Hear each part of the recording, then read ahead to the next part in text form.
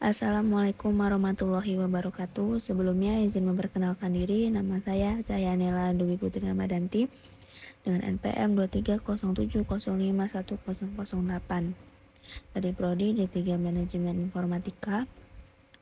Video ini saya buat untuk memenuhi penilaian UTS di mata kuliah pengantar organisasi komputer yang diampu oleh Pak Febi Eka Febiansyah.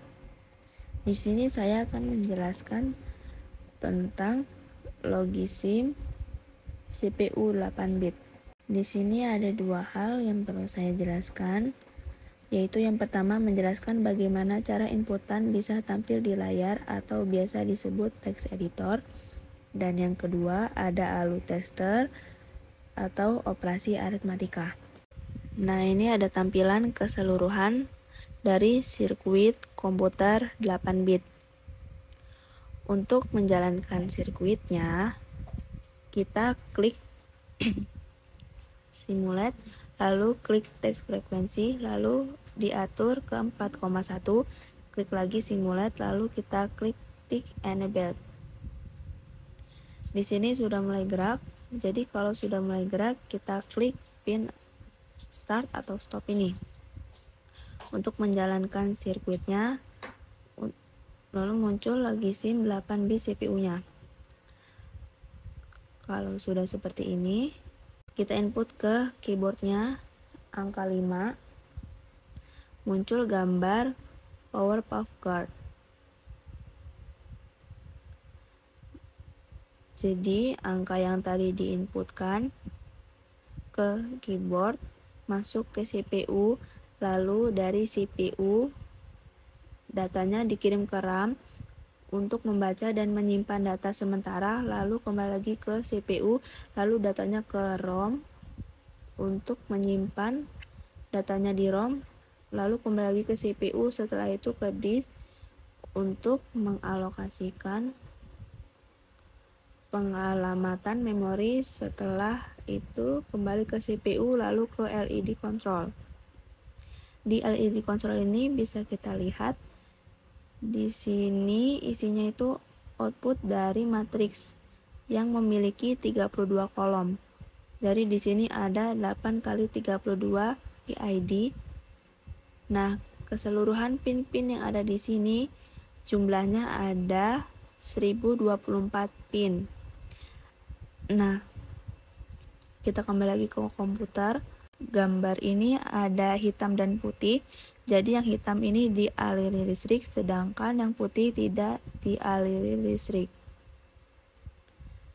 Jadi dari keyboardnya datanya ke CPU. Jadi kita sekarang lihat CPU-nya. Nah, di CPU-nya ada keyboard control, ada bus, RAM control, video control, control unit, ada input output. Bus ini data ada sama WR ini gunanya untuk sebagai penghubung komponen yang ada di CPU. Lalu RAM gunanya inputan di keyboard tadi diterjemahkan ke biner. Lalu ada control unit gunanya untuk mensinkronisasi antar komponen agar diatur menghasilkan output yang diinginkan. Lalu di sini ada input output untuk mengatur apa yang kita inginkan dan output apa yang kita simpan. Sekarang kita lihat control unitnya, yaitu untuk mengontrol operasi prosesor komputer. Di sini ada register, ada program counter, ada move data, ada write byte, dan ada read increment dan decrement, ada move batch data, ada call, dan ada retrieve. Register ini gunanya untuk sebagai tempat penyimpanan sementara yang dibuat.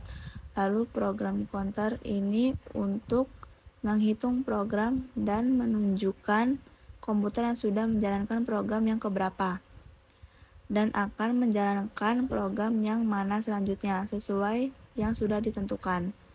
Move data sesuai namanya, yaitu untuk memindahkan data, write byte untuk menulis byte, read increment, decrement untuk membaca program counter tadi, move batch data untuk memindahkan sekumpulan data, call untuk memanggil data, dan retrieve untuk menarik data.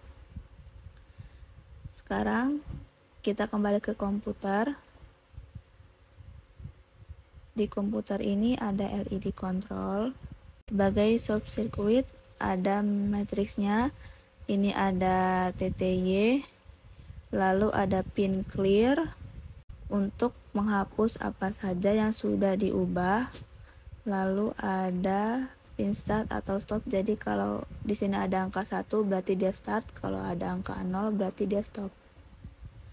Lalu di sini ada pin reset untuk mereset matriksnya untuk kembali ke awal ke yang logisim 8 bit CPU sebelumnya.